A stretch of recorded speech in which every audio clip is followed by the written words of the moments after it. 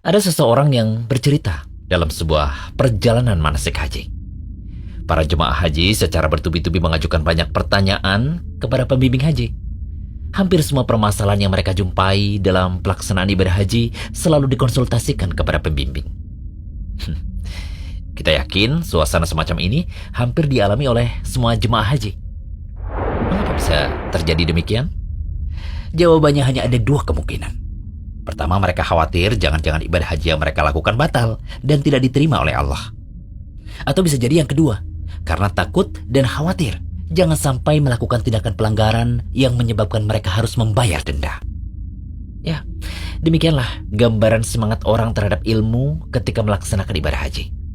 Suasana itu terbentuk disebabkan kekhawatiran mereka agar hajinya tidak batal.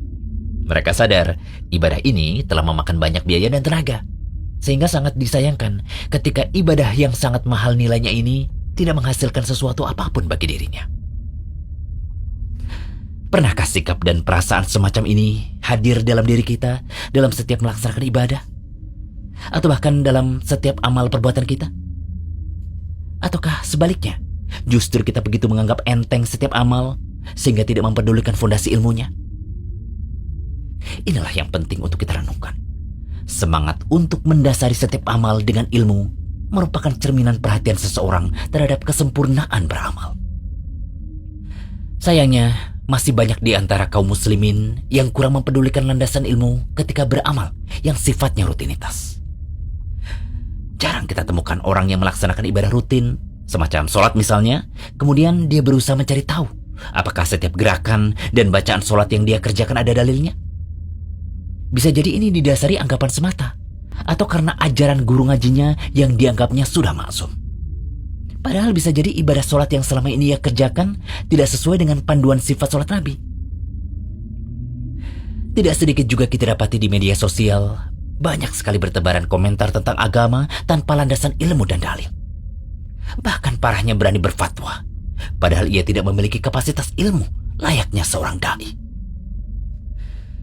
Makanya, kita dituntut untuk berilmu dulu sebelum berkata dan beramal.